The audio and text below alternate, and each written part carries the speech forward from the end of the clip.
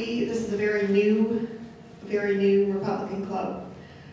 This is like our third meeting, and we have some really good speakers on a topic that's very dear and important to all of us. We're going to go ahead and start with Priscilla Coleman, and she is from Bowling Green, and she is going to talk about what information that she has been researching and teaching on for many, many years. Thank you, Lori. It is a pleasure to be here. I always welcome any opportunity to share this information. It was in 1995 or so that I started researching the psychological effects of abortion. At that time, it was really a literature that was not well developed. And in the last 15 years, there's been amazing proliferation of studies that have come out. And so it's always difficult to take a huge literature and condense it to 15 minutes. So I thought the most effective way to do it would be to almost produce a script for myself. So I apologize for reading, but I'll be happy to stop at any point or answer questions later. So, long before there was scientific evidence for the effects of abortion, there was a deeper awareness of abortion's dark potential to disrupt lives and destroy relationships. Back in the early 20th century, abortion was not condoned as it is often today, and the reality of abortion was not obfuscated by the deception that characterizes contemporary life. Take, for example, the woman in Hemingway's short story, Hills Like White Elephants, published in 1927. The story, which is told predominantly through dialogue, is a conversation between a young woman and a man awaiting a train in Spain. As they converse, it becomes clear that the topic is whether or not the woman should have an abortion. The man, who is apparently the father, wants her to have one, assuring her that it is, quote, awfully simple, not really an operation at all, perfectly natural. The woman is utterly unconvinced. The following excerpts convey her deep understanding of what the abortion would do to their lives. The girl stood up and walked to the end of the station. Across on the other side were fields of grain and trains along the bank of the Ebro. Far away beyond the river were mountains. The shadow of a cloud moved across the field of grain, and she saw the river through the trees. And we could have all this, she said, and we could have everything, and every day we make it more impossible. We can have everything, he insists. No, we can't. It isn't ours anymore. And once they take it away, you never get it back. Over the last few decades, the scientific community has witnessed a dramatic increase in the number of published papers in highly respected medical and psychological journals documenting the effects of abortion on various aspects of women's health and quality of life. Not only has there been an increase in the number of scholarly papers devoted to the topic, but the newer research has successfully overcome many methodological shortcomings plaguing the earlier work. Specifically, we now have studies with larger samples, many nationally representative, controls for prior psychological history, and for personal and situational variables associated with the choice to abort. We have data collection over several years to see long-term effects. We have use of comparison groups of women who have not aborted, and more comprehensive measures of mental health. I'll provide you with just a few basic statistics. Approximately 46 million women throughout the world have abortions each year. In the US, there are 1.2 million abortions annually. That's a slight decline over the last 5 years or so. Worldwide, the lifetime, this amazed me, I just found this statistic fairly recently. Worldwide, the lifetime average is about 1 abortion per woman. By age 45, 38% of women in the US have had at least 1 abortion.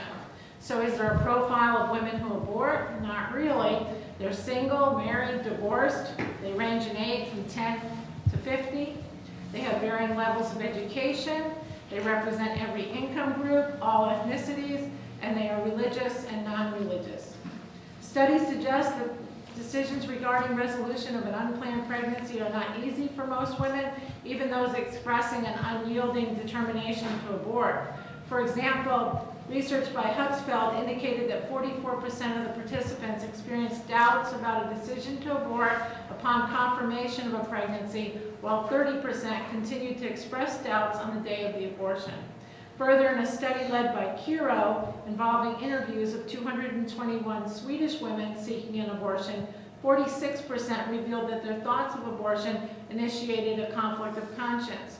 The ambivalence experienced by so many women contemplating abortion is likely based on interpersonal, moral, and spiritual conflicts evoked by the decision. However, another less frequently considered source of conflict is the early emotional bond to the fetus. Research suggests that attachment to the developing child begins very early in pregnancy, resulting in what McDonald described as a, quote, deep-seated drive toward life and its creation that sometimes clashes with our decision to abort. Women often deny their emotional experiences in order to get through the procedure. As a participant in a study by Patterson stated, I was in a state of numbness, just really going through whatever emotions were required to get this job done. After the stress of the decision and the procedure have subsided, distortion becomes more challenging and feelings of pronounced guilt, sadness, and regret may emerge. Research conducted over the last few decades has consistently shown that a minority of women, approximately 20 to 30%, experience adverse, prolonged post-abortion reactions. With 1.2 million U.S. abortions performed annually, this frequently cited minority refers to a large subgroup of women experiencing post-abortion difficulties. More specifically, a minimum of 240,000 new cases of mental health problems emerge each year. Some of the common negative effects reported in the scientific literature include guilt. For women who believe that they consented to killing a human being, the burden of guilt can be unbearable. The percentage of women reporting guilt associated with an abortion is found to be very high, ranging from 30% in some studies to over 75%. As a woman in one of our studies told us, quote, each time I've mentioned my abortion experience, I felt condemnation from those who look but don't speak. I guess because I don't know what they're thinking. I just retreat back to my old ways, that is by hiding behind my wall of guilt and shame or behind the illusion of having a perfect life. Anxiety is another common negative effect that's experienced in various ways through feelings of tension, physical responses like dizziness, pounding heart, upset stomach, headaches. I probably don't have to tell you what anxiety is about. We all have levels of anxiety now and then. Worry about the future, difficulty concentrating, and disturbed sleep. A few investigators have explored association between abortion and more extreme stress reactions indicative of post-traumatic stress disorder. Individuals with PTSD experience symptoms of, there are actually 3 sets of symptoms. The first is avoidance, or efforts to escape from reminders of the abortion. Then there's intrusion. These types of symptoms include unwanted thoughts, nightmares, flashbacks related to the procedure. I'll just take an aside here and tell you about a young woman by the name, her name is Cassie, and she's somebody that I've gone to church with for a long time. And she knew that I have been doing research on this for quite a while, and then I was immersed in this topic. And after knowing her for several years, she came up to me and asked if I had a few minutes to talk. And she confided in me that she had had an abortion at the age of 16. Her mother basically made her have the abortion or move out, and here's a 16-year-old to go.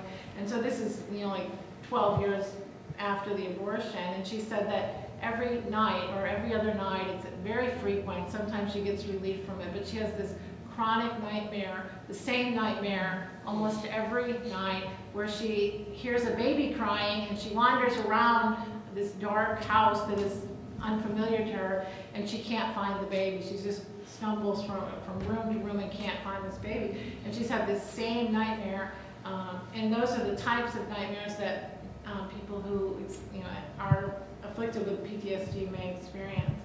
And it's amazing how women who, and I've spoken a lot, and it's amazing how often I hear similar types of experiences.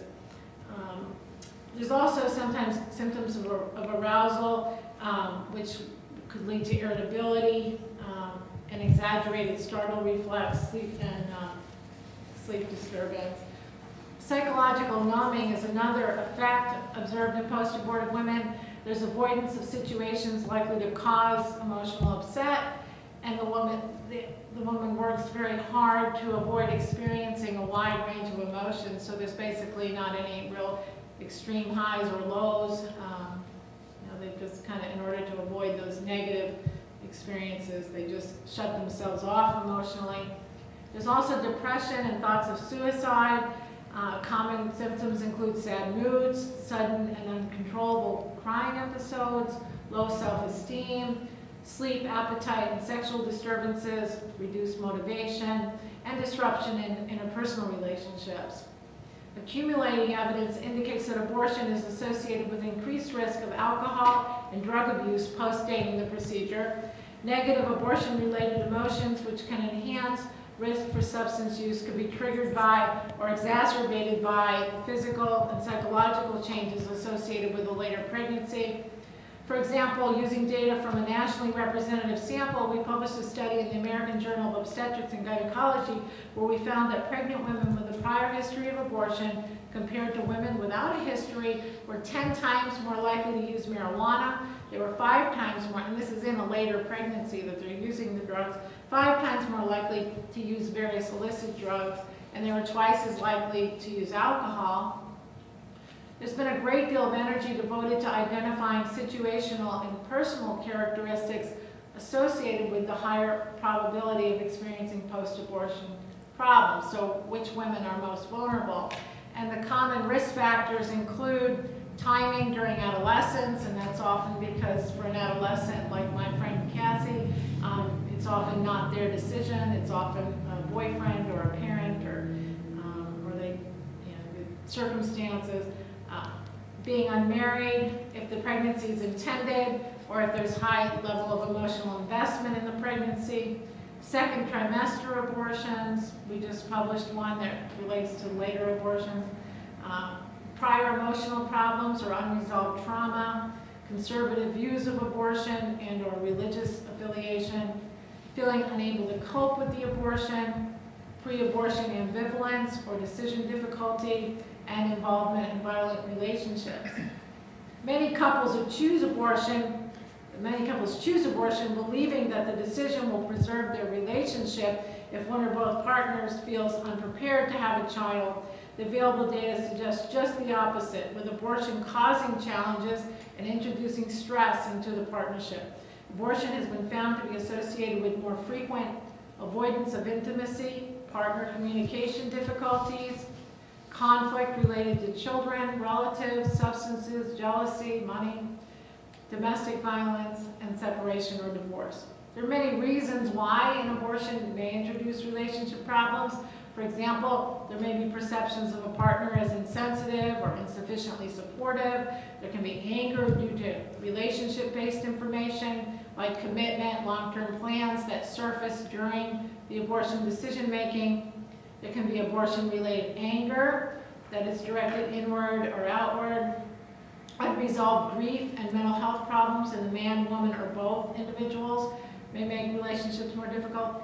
And there isn't a huge literature on how abortion impacts men, but that literature is growing. There are probably at least 15 to 20 good studies on the impact of abortion on men. And for the most part, they experience similar kinds of effects. It is a different experience because often men will feel like they had no control, no say in the decision. They may not have even known about the decision until after it's been done, or they may have played a role where they there was some force or coercion on their part. So it's a different experience psychologically, and we really haven't studied it enough, and there needs to be more work in that area. Also, altered perceptions may result in feelings of estrangement from one's partner.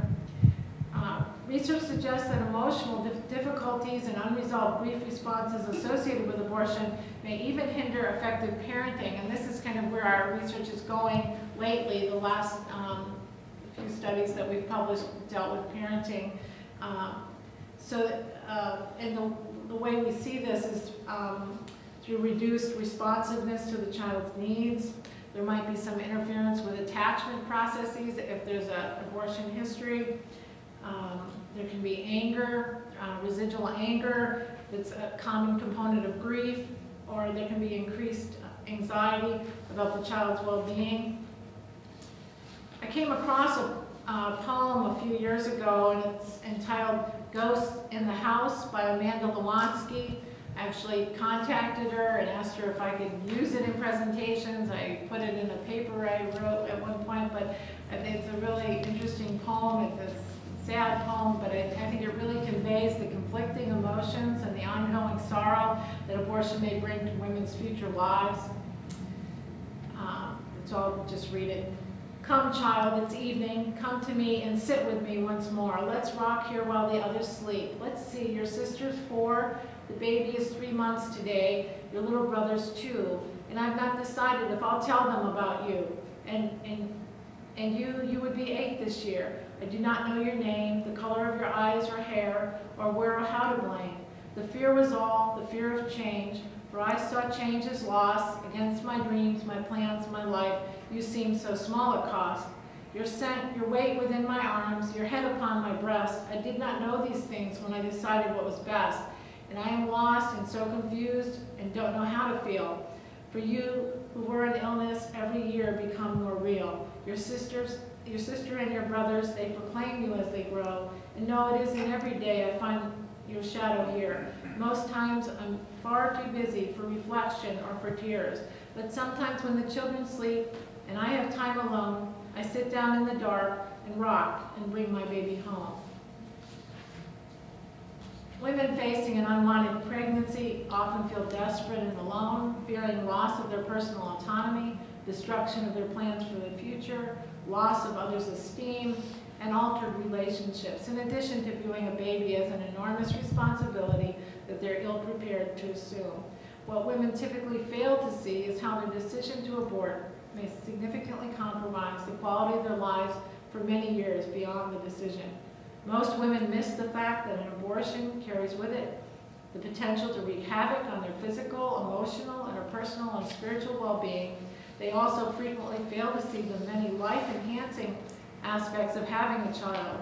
Literature throughout the world now contains substantial empirical and clinical evidence of the problems abortion can bring to women's lives long after the act is completed. Likewise, there's extensive evidence describing the psychological and physical benefits of motherhood. Unfortunately, women are bombarded with societal messages that derogate the life of the fetus and promote self, hindering a balanced appraisal of the ramifications of abortion. And I have a couple of handouts that summarize a lot of the literature on abortion and mental health in women, and then there's another one that looks at the evidence for relationships. And that's it, so thank you very much. Here is Ruth Yorston, who is with Greater Columbus Right to Life. She's the president of Greater Columbus Right to Life. Great, thanks, Lori. Greater Columbus Right to Life is a local education and advocacy organization. We focus on, to a great extent, the majority of what we do is in the realm of education. We provide information through forums like this, through our website, through workshops and seminars about life-related issues, whether they be abortion, euthanasia, assisted suicide, embryonic stem cell research, all of those issues. I'm here tonight to talk, of course, about the abortion issue itself.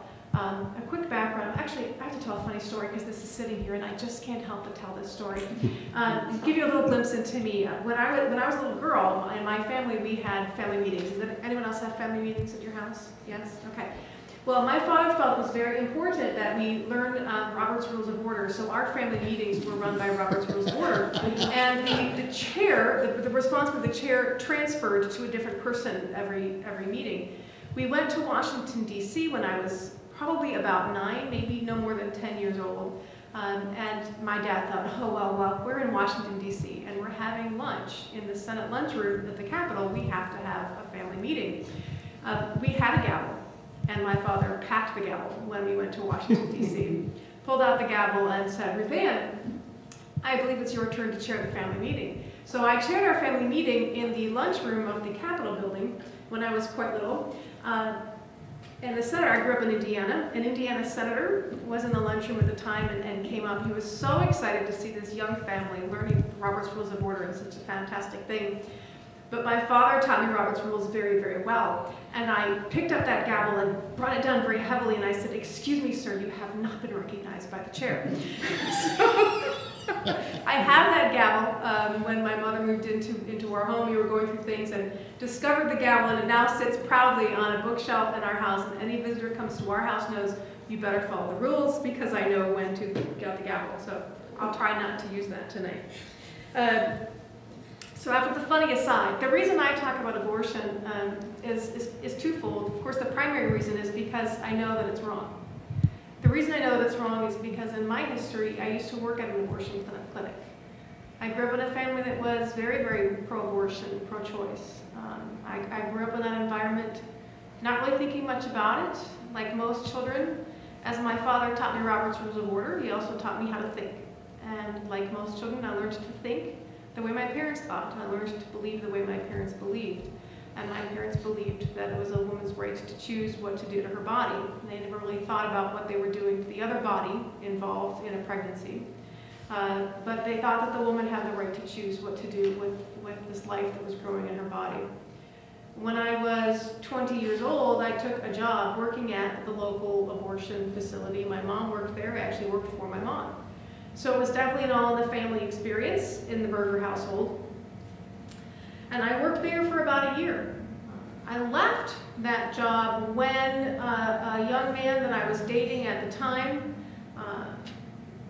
had the courage to approach me when he found out what my part-time job was. And it took a lot of courage to come up to me and say, have you ever considered that you might be wrong? And he gave me a little book to read about development of human life in utero.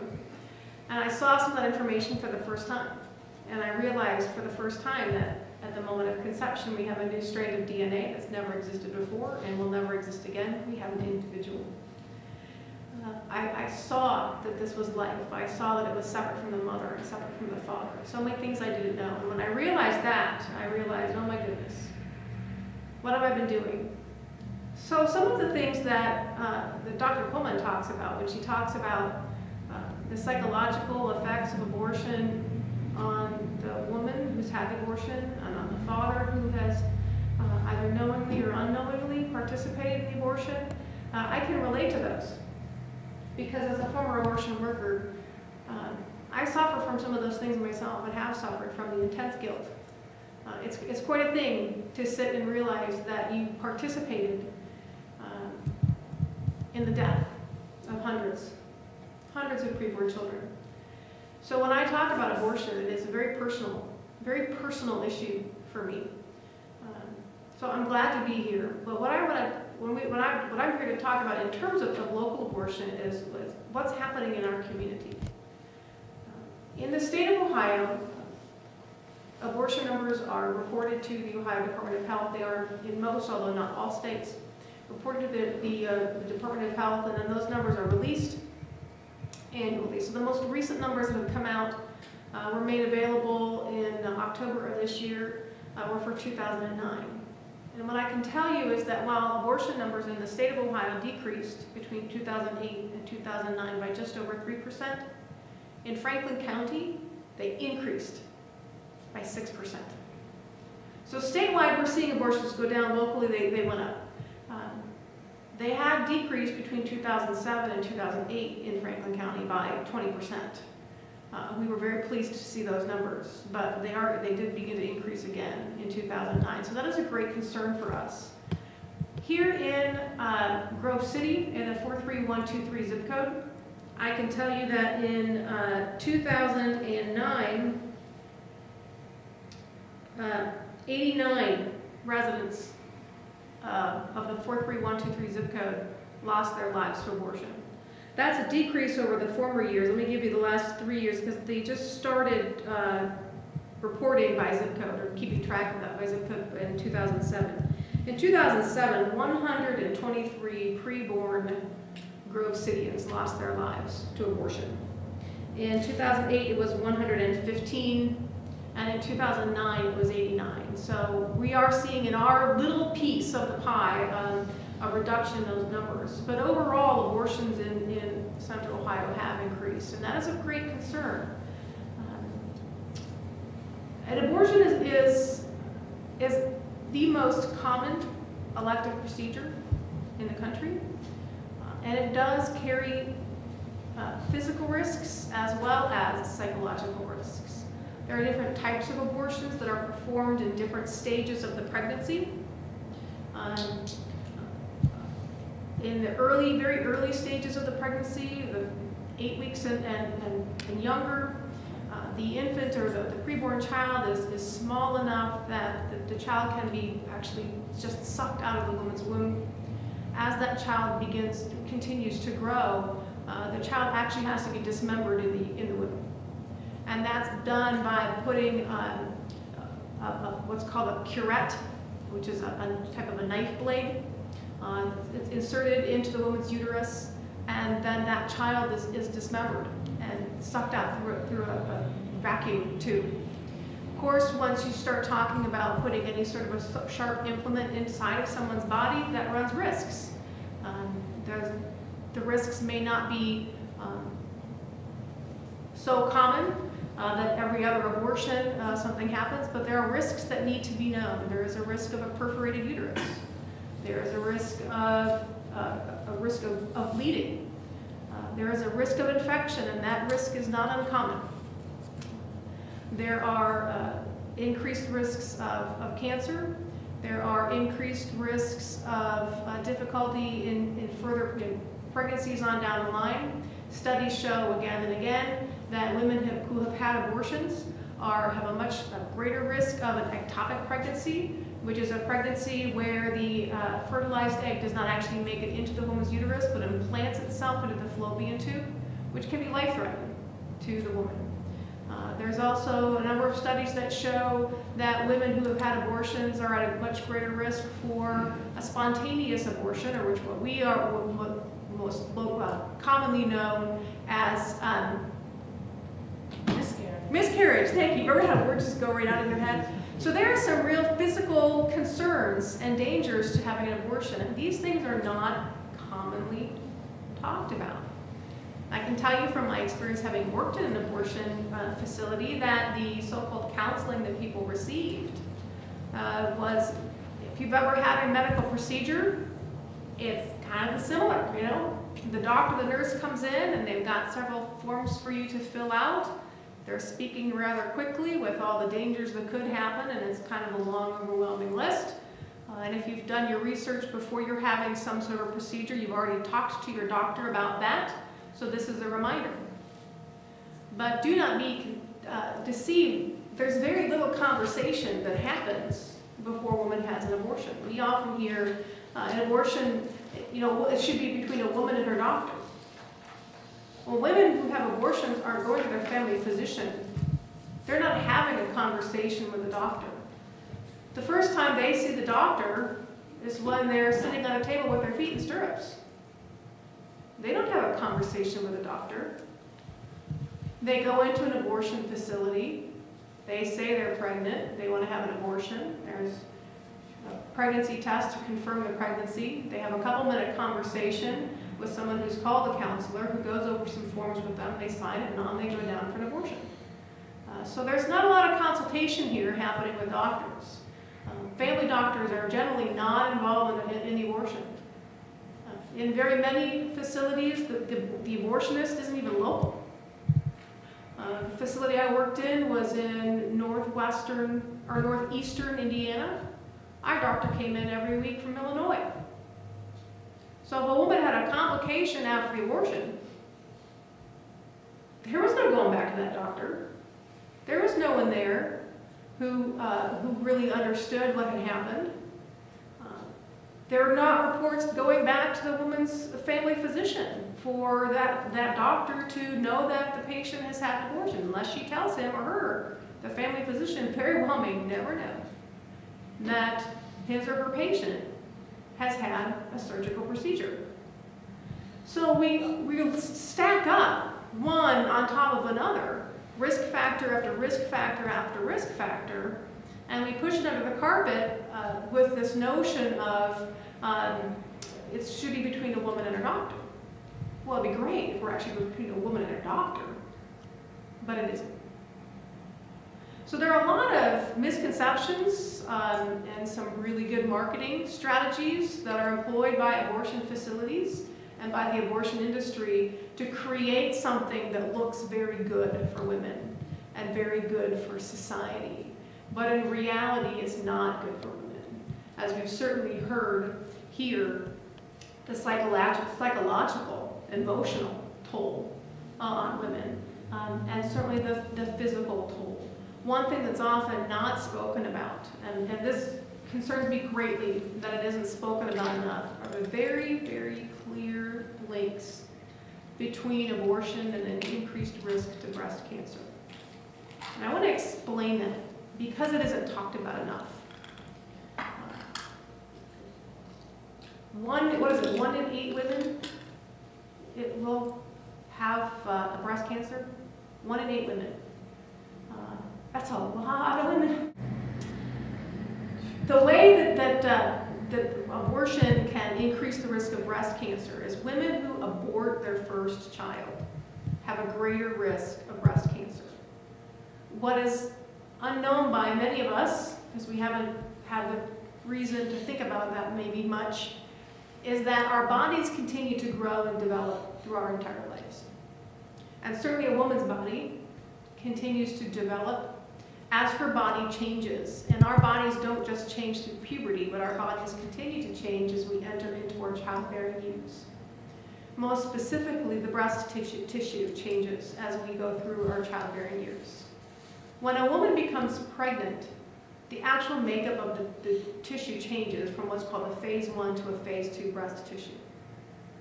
When a woman gives birth to a child and then breastfeeds that child, her body continues to change into a phase 3 of the tissue. Phase 1 tissue is fairly resistant to breast cancer. Phase 3 is more resistant to breast cancer. That phase 2 tissue, which develops in a woman with her first pregnancy, is less resistant. It's actually more susceptible to breast cancer. Well, here's what happens in an abortion. It is the hormonal changes in the woman's body through the pregnancy and then through the delivery of that child, that natural change in her body, which takes her to that resistance level of breast cancer. When a child is aborted, the breast cancer doesn't have an opportunity to change into that stage 3. It remains in that stage 2 or phase 2, more volatile, more susceptible tissue. And it isn't until or unless that woman has subsequent pregnancies that her tissue can continue to develop. So women who have aborted their first child are at a higher risk of breast cancer. How many of you heard that on the nightly news? Anyone heard that on the nightly news? No. No. You're not going to hear that on the nightly news. You should be hearing that on the nightly news. That's a real risk. And that is a risk that's been shown in medical study after medical study after medical study, but one that's kind of kept under the rug. So there are definite physical dangers to an abortion as well as the medical, as well as the emotional dangers. I want to invite you all to some things that are coming up. This is a Republican group, your political group. You like to make your statements, I hope, at the State House. We're going to invite you to come down to the State House on February 1 for a rally that we're having. We have a rally every year on or around the anniversary of Roe v. Wade, and this year it's Tuesday, February 1. We're going to have some really good speakers talking about what's happening with abortion and some legislation that's coming up here in the state of Ohio. I invite you to come down and learn about that. This is a real problem in our community. We're going to think about something. 19% of all abortions in the state of Ohio happen right here in Franklin County. 19% of all abortions happen in Franklin County. When I woke up this morning, one of my first thoughts was, well, tonight before I go to bed, 15 children will have lost their lives in Franklin County today. On average, every day, 15 children die in abortion. 107 children every week. Over 425 children every month in Franklin County alone lose their lives to abortion. These are real numbers. These are real people. Our current generation is commonly called the Y generation.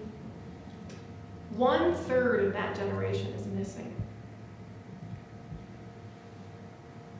We're missing people in this room tonight because they never had an opportunity to be born.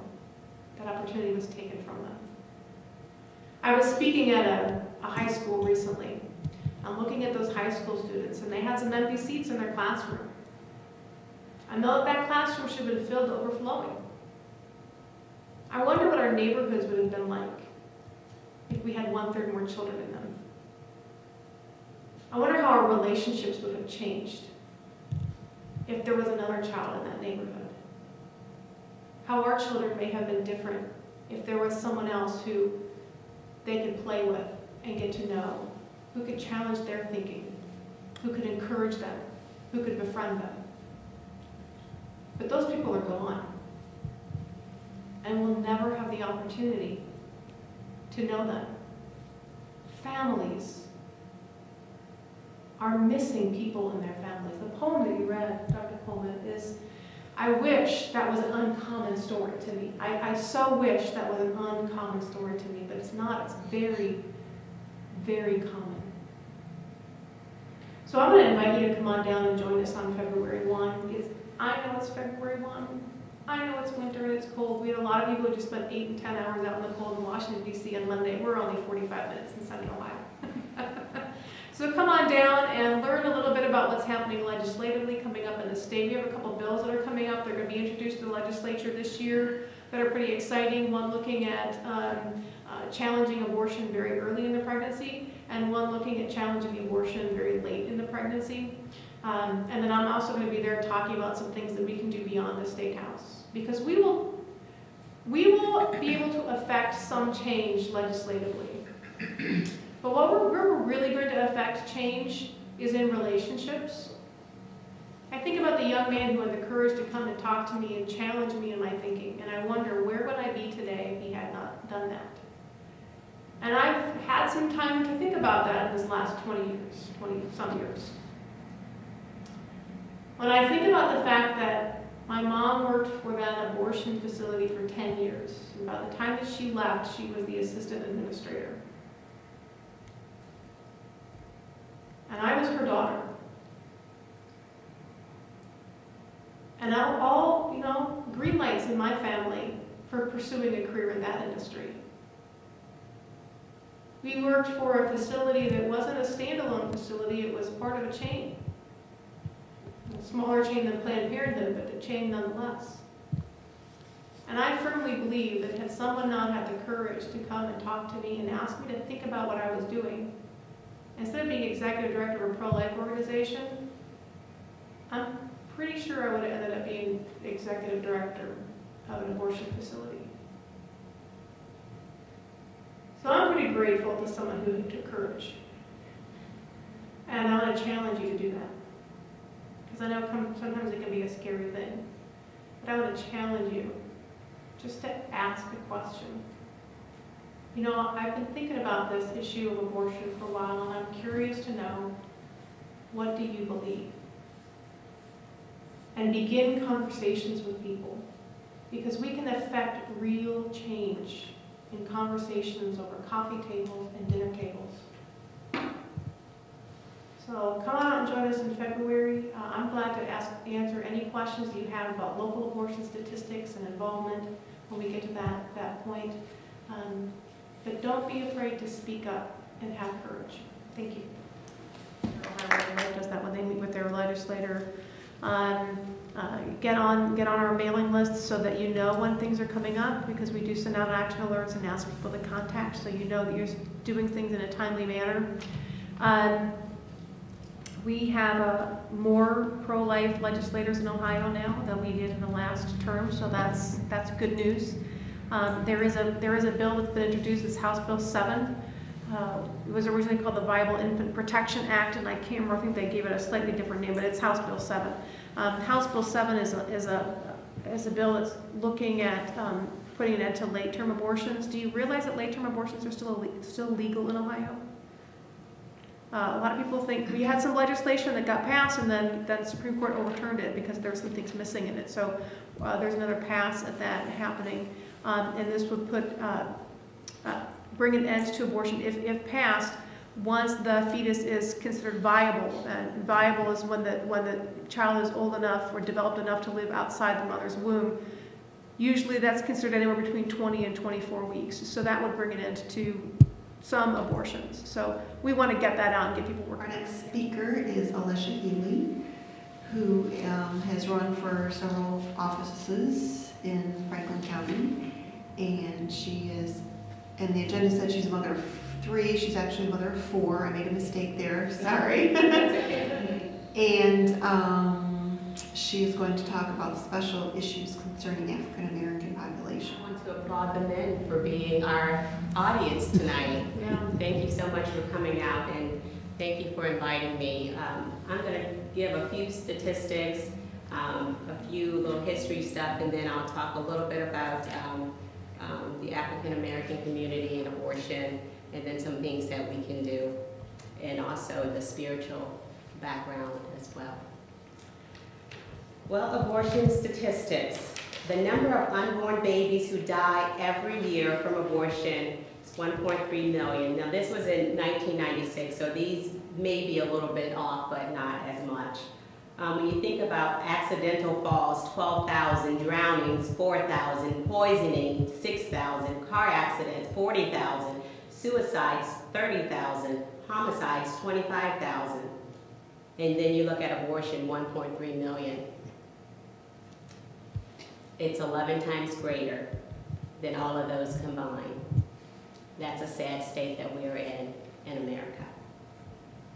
Also, at our get together we have a fellowship on Sundays, and John Birch pulled up this little, I don't know if you all can see this, but it's about the American war casualties, and the crosses on here represent 50,000 individuals that were killed in combat in these wars. When you look at the Revolutionary War, 4,435. The Civil War, 558,000. And then, I mean, it goes through the wars, but then you look at the war on the unborn, and this was 49 million. And if you can see those crosses, I'll pass it around. That brought me to tears. Again, it's a sad state how we disregard human life.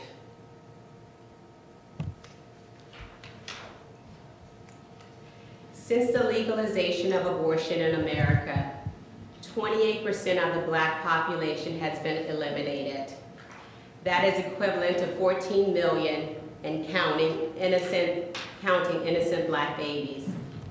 Blacks make up only 12% of the population, but receive 36% of abortions nationwide. There are over 1,450 abortions performed daily within the black community. Out of every 5 black women, 3 will choose to abort their babies. Now, you gave the statistics, Franklin County, in 2009, it showed that Cuyahoga County had the most abortions performed. Now, over 29,000 abortions, out of those, 41% of those were black abortions. Now, we haven't even discussed about the morning after pill and how many babies are aborted through that. There is no statistics on that as of yet. There's a DVD that I watched. It's called My Alpha 21, which means basically genocide in the 21st century. This DVD reveals the history of the deliberate and systematic destruction of the minority race, in particular, the black population. Margaret Sanger, a eugenics promoter and founder of Planned Parenthood, wanted to eliminate undesirable races to produce a master race, and the black race was the first on her list. She was also a progressive who believed that elevated elite should rule over the masses, and population control was a tool of the ruling class to manage the state. Communist China, one-child policy, is really the fruit of this kind of thinking. But Majority of Americans believe that each individual is valuable, created in the image of God, and that human life is sacred. Psalm 139 verse states, "For you formed my inward parts, you covered me in my mother's womb." Verse 15 says, "My frame was not hidden from you when I was made in secret." Verse 16, "Your eyes saw my substance, being yet unformed." These are just bits and bits of Psalm 139, but you can read it in its entirety in the Bible. This truth is implanted in the heart of every American who believes the words of the Declaration, that all men are created equal, that they are endowed by their Creator with certain unalienable rights. From the moment of conception until death, that person is the Lord's creation. And science bears out that life is a continuum from conception. What the abortion pushers don't want you to see is those images of fully formed little babies in their mother's wombs, because they know it too. And over 90% of the women who see the ultrasound images of their little baby decide that abortion is not their choice. The time has come for us to rid our land of the scourge. Through Congress and through our state legislatures, we must force this issue to the table. Slavery was not ended by soft rhetoric and compromise. We had Republican majorities before, but nothing has been done. This Congress must have a spine, and we the people must force them to. And if they will not act to nullify the power grab of the federal court in Roe versus Wade, then the states must act through the 10th Amendment to nullify it and reenact abortion laws, which every state in the Union had before the infamous 1973 decision. Millions of babies have been murdered. I crossed out in cold blood, but it's been in cold blood and in most gruesome ways. And their blood cries out from the ground to the God of heaven. His sword is drawn over this nation, and his judgment is sure, unless we repent. As Thomas Jefferson mused over slavery, he declared, "I tremble for my nation when I think that there is a just God in heaven, and that his wrath will not always sleep." You have awakened from your slumber, so rise up and speak out by informing your family, your congregation, your community, and also your elected officials. We cannot expect the blessings of heaven when we disregard his commandment. In Proverbs 6:16 through 19, God tells us of 6 things he hates. He says in 7 are an abomination. But one, he says, of those hands that shed innocent blood. So may we ask the God of heaven to aid us in this fight to end abortion. Thank you.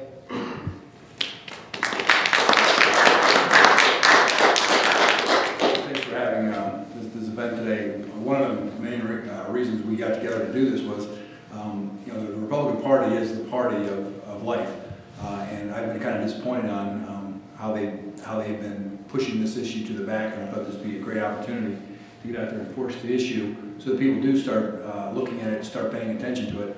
Because I know from the education I was given, you know, we just simply aren't doing a good job educating the public, and I thought this would be a great way to start forcing this issue. Before I play the video, what I did was I went through, when I was preparing for this, I wanted to make sure that we covered all the main topics so that everyone had the overall ideas on what are the key issues and how to discuss them in public. But the one issue that really stuck out in my mind, because I'm a relatively new father, and the one thing that just I can't get over is, you know, when you're holding that son, I'm sitting there thinking, what if my wife had decided to go through this abortion? I would have had no say in it whatsoever. And I can't imagine if the tables were turned and suddenly I was the one delivering it. If I came home and I said, "Hey honey, you know what? I just aborted our son." I couldn't even imagine what she would do, but I guarantee you, I'd be lucky to get out of that door alive. And I think there's a forgotten man involved in this, because that genetic material, you know, there are no Virgin Marys out there. There's two components to that child, and I think the men in our society have really betrayed ourselves. We've turned over responsibility for our children. You know, when you're looking at this 50 million, those are our children too. But what I do is I put together this video. It comes from the movie documentary Blood Money. If you haven't seen it, I recommend you watching it. But I tell you, it's powerful, but it's very painful to watch. And so what you're going to see here, the main topics, and actually this is kind of toned down from some parts of it, but I do recommend you getting it. But you know, we'll watch this, and then you'll have a good opportunity to, hopefully it'll trigger questions, and we'll get into a good question and answer session. Life. It is not defined by size. It is not defined by location or the need of a special environment. It is not defined by a level of development or the ability to defend itself. We know the signs of it. Life. We know it when we see it. We know it best when we see it taken away.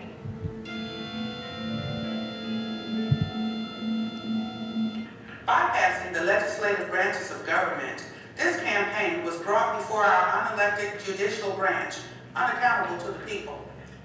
The court made abortion a woman's right, the inherent authority to rule over her body, and over the separate and distinct life growing inside of her. This slaughter was sanctioned not under constitutional authority, but out of the darkest places of men's hearts. Effectively, it is a right to murder. To justify it, the court had to ignore the indisputable facts of science that human life began at conception. In 1857, the American Medical Association, quote, "The independent and actual existence of the child before birth as a living being is a matter of objective science." In Roe v. Wade, they said, at this state in the development of man's knowledge, we don't know when human life begins. If I'm a policymaker, I want to know, what does science tell me about when you've got a human being? In striking down abortion laws, the court invented a right for women that had never existed and took away a right for the unborn that had always existed. If every person on the planet has an inherent right to life, it begins when they become a human being. I find nothing in the language or history of the Constitution to support the court's judgment. The court simply fashions and announces a new constitutional right for pregnant women. Justice Byron R. White. What they would see if you compared the mother's genome and DNA with the embryos, you'd see that these were two separate and distinct individuals. The embryology textbooks worldwide are uniformly in agreement. The biology is very clear on when life begins. It's at conception. But I've talked to hundreds of abortionists, and I have yet to have one not say somewhere along the line, "I'm a murderer." Tony Lapatino said, "I'm a hitman. I take pay from somebody to kill their child." Most women wouldn't kill their child if they were told this is a human being. The government is supposed to be the protector of our society, guardian of our inalienable rights. More than a decade ago, a Supreme Court decision literally wiped off the books of 50 states statutes protecting the rights of unborn children. Abortion on demand now takes the lives of up to 1.5 million unborn children a year. Human life legislation ending this tragedy will someday pass the Congress, and you and I must never rest until it does. Unless and until it can be proven that the unborn child is not a living entity, then its right to life, liberty, and the pursuit of happiness must be protected. And the founders of the Constitution said, in order to secure the blessings of liberty to ourselves and our posterity, we do ordain and establish this Constitution for the United States of America. The primary purpose of the Constitution was to protect generations yet unborn and give them the blessings of liberty. No court has authority to contradicts the Constitution. The right to life is in the 5th Amendment and the 14th Amendment to the Constitution. Nowhere is there a right to abortion. There's nothing in the Constitution that says the Supreme Court has the right to make laws. That's what you've got legislature for. Abraham Lincoln, on the occasion of his first inaugural address, he basically said, well, if the Supreme Court's the final arbiter of what the Constitution says, then we have ceased to be our own rulers. A predictable outcome that has developed from this fabricated right can be seen in one segment of our society. The African American community will see a sharper decline in population, as we are no longer at the 2.1 replacement rate necessary to maintain a stable population. As a black American, I know that most folks rank slavery as the worst thing that ever happened to America. Well, I say that abortion is the worst thing that has ever happened to America. We had a whole plan that sold abortions, and it was called sex education. Break down their natural modesty, separate them from their parents and their values, and become the sex expert in their life so they turn to us. Our goal was 3 to 5 abortions from every girl between the ages of 13 and 18. It's a script designed to overcome every single objection. That's what sales is. Overcome the objection and you get the order, in this case, the abortion. And when she calls, the first question is reassure. And so the girl confesses, I think I may be pregnant. And the counselor, who's really a telemarketer, that's all they're trained to do, sell over the telephone, but we call them counselors, says, we can take care of your problem, no one needs to know. So she has planted the first seed in this long marketing thread, and the sad thing is, in this girl's mind, she is the expert. All under the name of something that sounds so helpful: Planned Parenthood. Margaret Sanger said that she wanted to rid the world of human weeds, and the Nazis said exactly the same thing. She was a racist and eugenicist. Margaret Sanger, when she started the American Birth Control League and later Planned Parenthood, had an agenda, a eugenic agenda, to quote-unquote get rid of the inferior races. Planned Parenthood today refuses to admit that Margaret Sanger's a racist. We do not want word to go out that we want to exterminate the Negro population, and the minister is the man who could straighten out the idea if it ever occurs to any of their more rebellious members. Margaret Sanger. The Negro Project was specifically aimed at having people go throughout the South and convince the Negroes not to have children. So there are a lot of connections between the atrocities that went on in Nazi Germany and Planned Parenthood. Although forced sterilizations of black women ended in 1972, the eugenics movement continued with the striking down of state laws in 1973 with the onset of Roe versus Wade. While the method had changed, the outcome was still in place. But now, eugenicists would be able to continue to kill babies and hurt women on a massive scale. With the targeting of minority communities and encouraging abortions at a high enough rate, they could ensure a decline in the population of those that Margaret Sanger considered to be wins. This whole Holocaust in the African American community is based on racism by Planned Parenthood. Now, abortions are done through all 9 months of pregnancy, not because of Roe v. Wade, but because of Doe v. Bolte that said for the health of the mother, an abortion can be completed through all 9 months of pregnancy. But the problem was that health was defined as mental health. And we would say to this scared young woman, you would have problems with this pregnancy should you carry it to term, wouldn't you? She'd say yes, and would chart it emotional health. Unfortunately, abortion has been decriminalized all the way through the moment of birth. Planned Parenthood accelerated their eugenic agenda by placing a majority of their now legal abortion clinics in minority neighborhoods. Planned Parenthood Federation of America locates most of its abortion clinics in minority neighborhoods. Planned Parenthood does most of its abortions on minority women. Knowing they could not get the approval of the people, nor of the legislatures of most of the states, nor Congress, they took their contrived evidence to the courts. In NARAL, we generally emphasize the drama of the individual case, not the mass statistics. But when we spoke of the latter, it was always 5,000 to 10,000 deaths a year. I confess that I knew the figures were totally false, and I suppose the others did too. Dr. Bernard Nathanson, co-founder of NARAL. Sharp, articulate, well-educated women were driven to prey on their vulnerable sisters, manipulating them into thinking their support for abortion would make their lives significantly better. Both Norma McCorvey and Sandra Kano, whose names are forever linked with the murder of unborn babies, never had abortions. The #1 slogan for abortion is pro-choice. And the ironic thing about that slogan is that when you ask women who had abortions, why did you have that abortion? The #1 response is, I felt that I had no choice. I had this one lady that called me one afternoon, and she said that she wanted to make an appointment for her daughter to come in and have an abortion. I said, does she want to have the abortion? Well, you know, it's not her choice. The stories of the boyfriend saying, I'll give you the $300 and our relationship will continue if you have the abortion. If you choose to keep the baby, there's the door. So I guess I have to bear this burden so that everybody else can be okay. Too often, through coercion, the woman goes on to have an abortion, convinced she's in trouble and that the procedure will get her out of it. Unfortunately, the trouble has only just begun.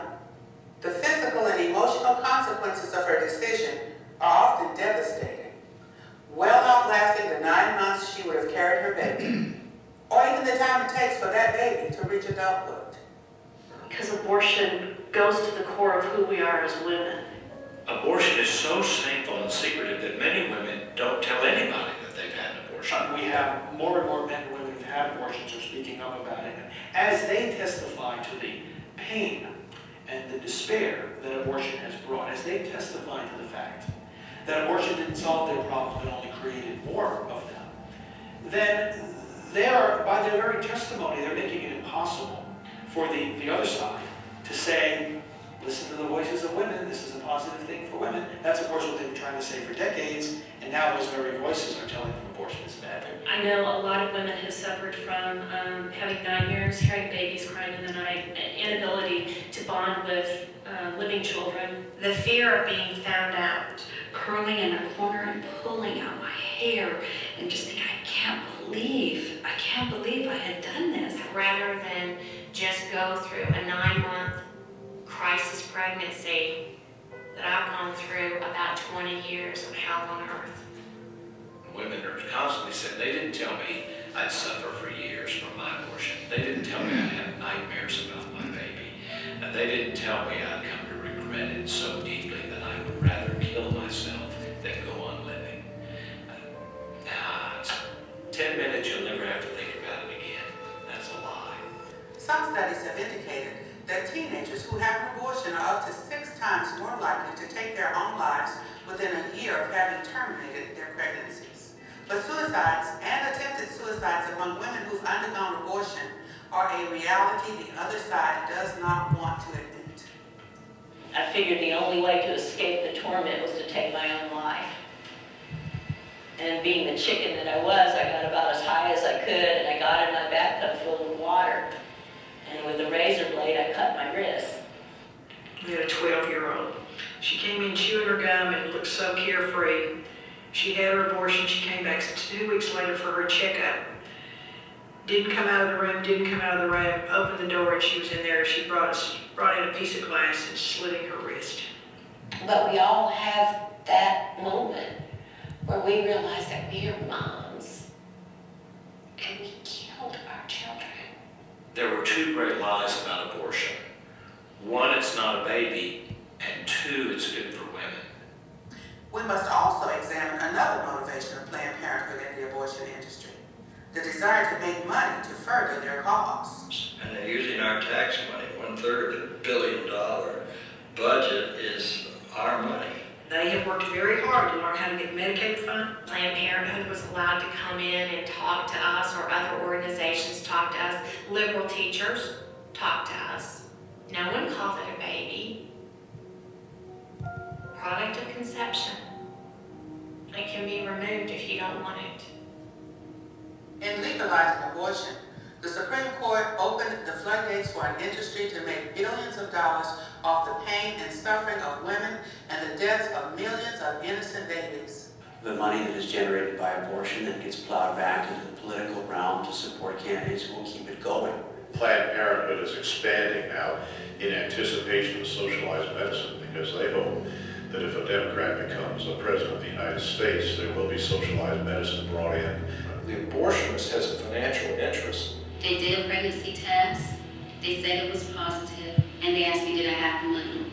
They told me if I didn't have it that day, that I would have to come back and it would cost more money to... You see, we knew if she went home and talked about it, her support system might help her and might tell her abortion wasn't the answer, but if she just did it right then, it was taken care of. We know of one 16-year-old who was told she was pregnant. They did an abortion on her. You don't see what they take out. There was no baby there.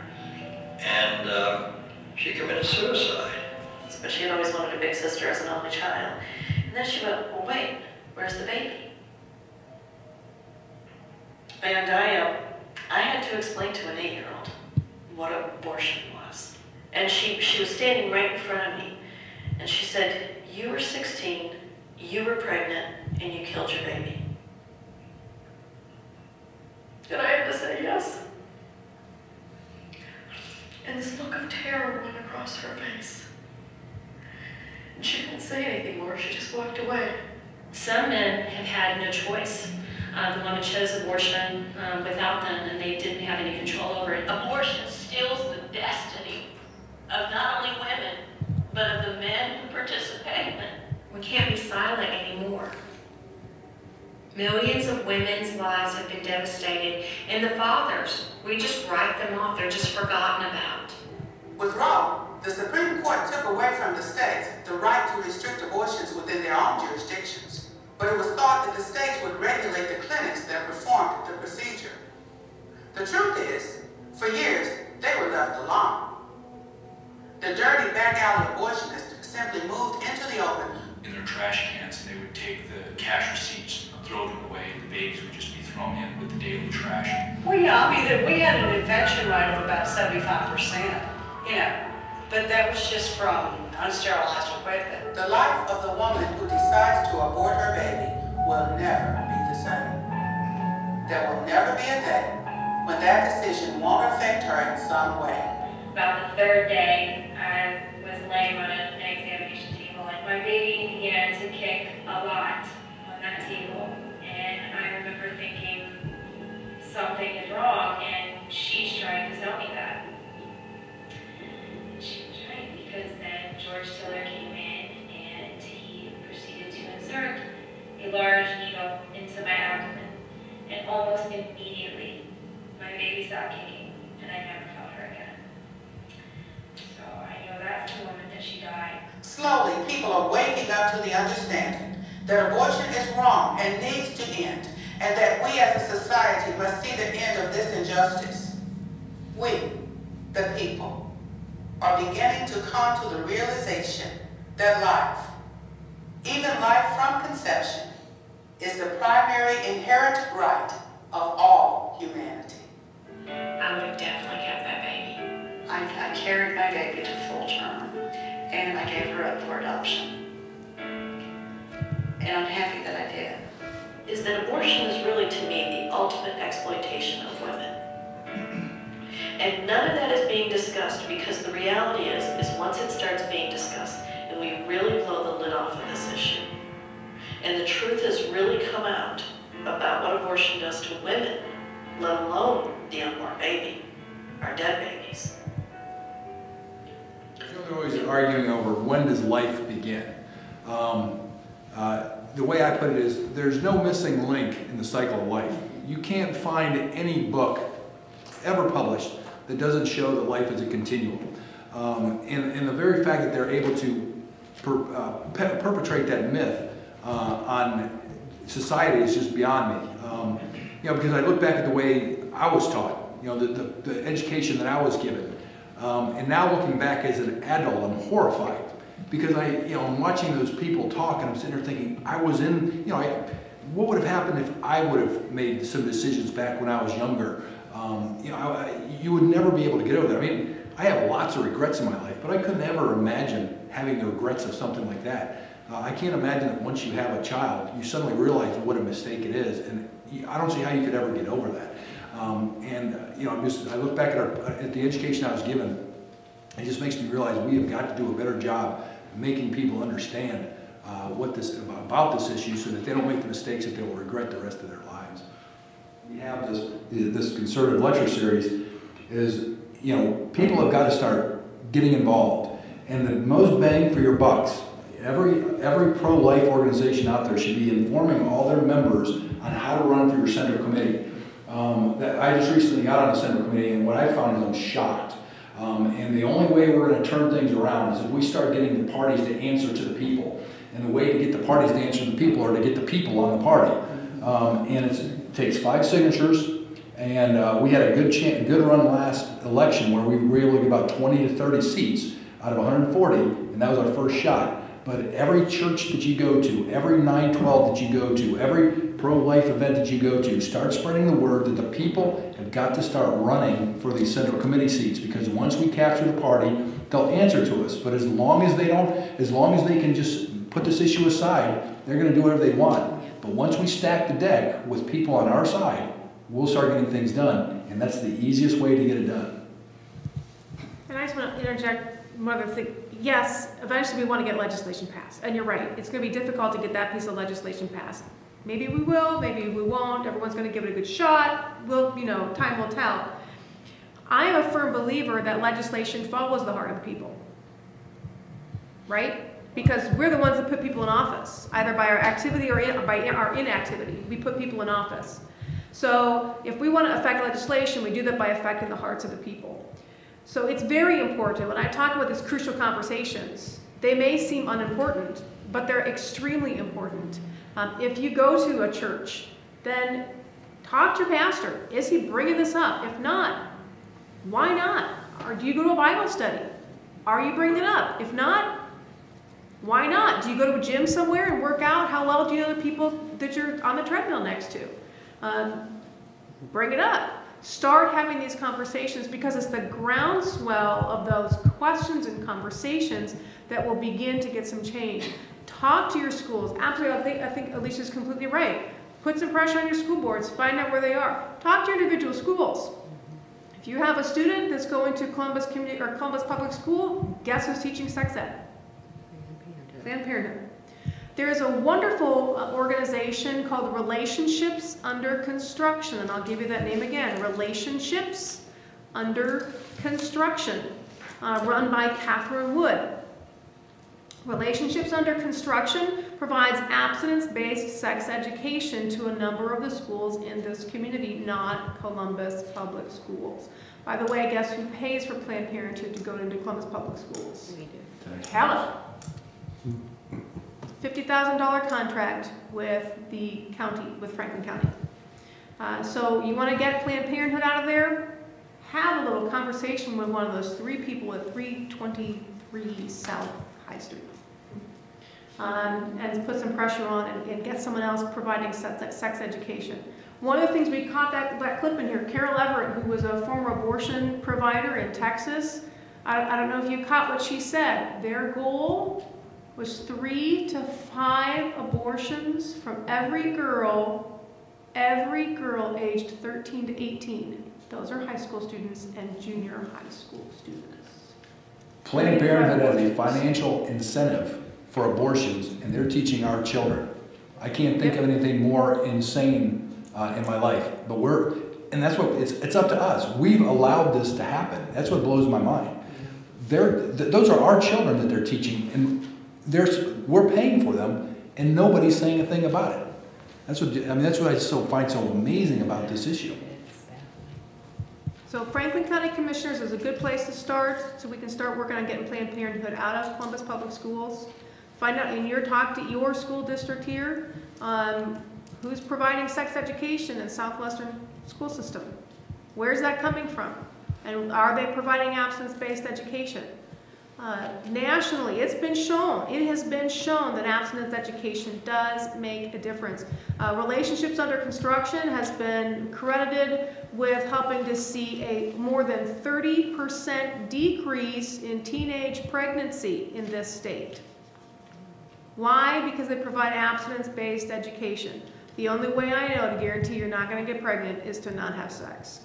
It's that simple. So if we want to change those numbers, that's what we need to start teaching our children. that we've done recently that's really opened my eyes is what a death grip the progressives have on our school systems. I mean, our little episode at the Worthington School Board just was an eye-opener for me. And I don't think people understand how entrenched these powers are, and how they're not about, the only way I would describe it is they're not about education, they're about indoctrination. That's why they'll only put one side of the argument up. You know, we tangled with the Worthington School Board, and I was shocked at the extent that they'll go to stop you from speaking. But you know, it's up to us. We have got to run for school boards. We have got to start putting pressure on them, and we've got, I call it the cockroach principle. We need to bring out the spotlight and start showing people what's really going on behind the curtains here, because we're in a lot of trouble, is the way I would put it. They've got the public school systems, and we've got to figure out a way to get them back. One of the things I did last year when I looked at, this was based on 2008 numbers, I put all the zip codes for the Columbus MSA together by the number of abortions and put them in order, and I was pretty surprised to see that of the 49 zip codes just in Franklin County alone, the 49 zip codes in Franklin County alone, Grove City was in the top 10. That has changed in 2009 as the Grove City abortion numbers have gone down. We're now, I think, 16th, maybe 17th on the list. So either way, still in the top. Still fairly high. Any ideas, anybody on the panel, why that might be?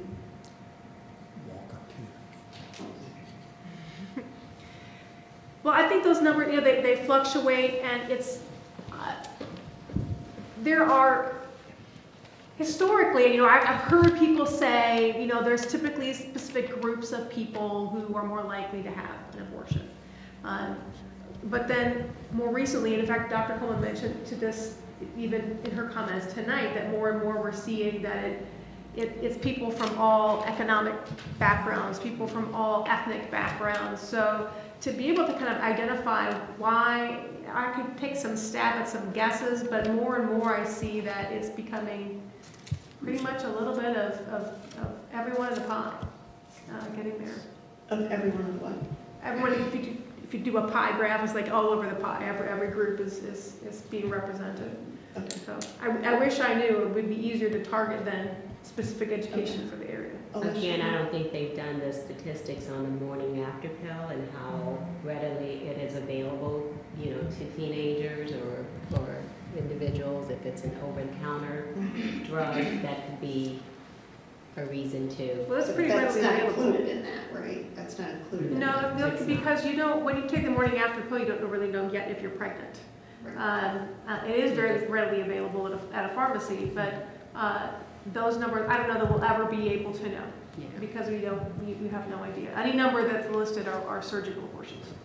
Hey Bob, you have any thoughts on that? No. I do. I have one little slide up there that I thought was kind of interesting, because I'm always looking for cracks in arguments. One of the things that they've always perpetuated was that this isn't a life, or this isn't killing. Well, this was written in the Times over in London by Antonio Signor, and do you know about this article? This is an article you've got to read. This woman basically comes out and says, yeah, we know it was a killing, we've been lying all along, but it's a lesser of two evils. I've posted that, I'll post it on the meetup posting for this, so that if you want to download it, but that's a very, very powerful article to basically say, look, they're even giving up the lie. They're not even trying to perpetuate this lie anymore. One other thing is, when you're hearing about the horror stories inside of that abortion clinic, well, this week, this Philly doctor was charged with 8 counts of murder. He killed babies with pairs of scissors. This article describes it as a house of horrors. They describe it as a house of horrors. When they walked in there and they found all these body parts all over the place.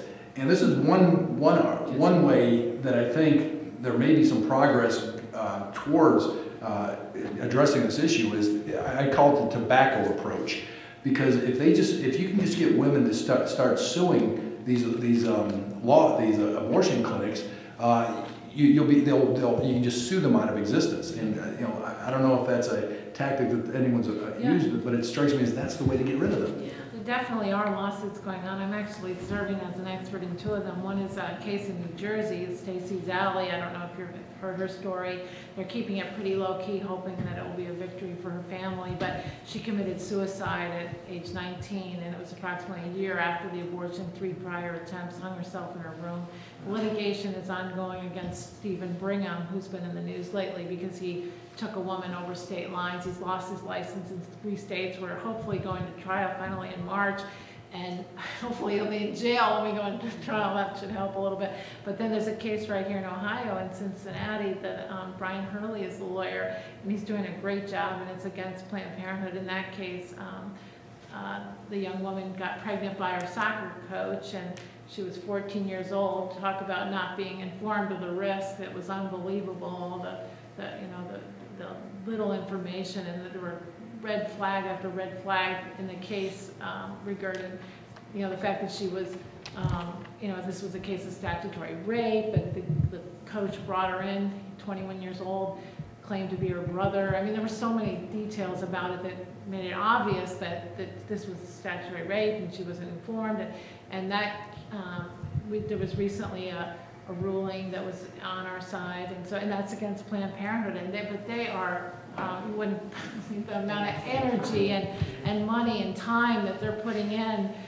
When I had my deposition, they videotaped me, they audio taped, and the top lawyers. It's unbelievable that what's happening. But it does seem like we may get some victory in some of these cases, and then there would we're not going to put Stephen Brigham out of business. He has 13 clinics, but it'll certainly hurt him if the Zally family is victorious in that. And so I think that is a strategy, and it also may result in what Brian Hurley's hoping for in Cincinnati is that Planned Parenthood will be required to provide this updated information on the psych effects and physical effects. So fortunately, that young woman she's alive still, but she has had every psychological problem in the literature. Horrific life for the last 7 years. Yeah, because we've all gotten the same education, and it's so one-sided. They can sue McDonald's over things for far less than what they've done in these clinics. And I'm sitting there thinking, if this was an issue the progressives were passionate about, they would go around shopping for judges, and they would have this industry wiped out in a week.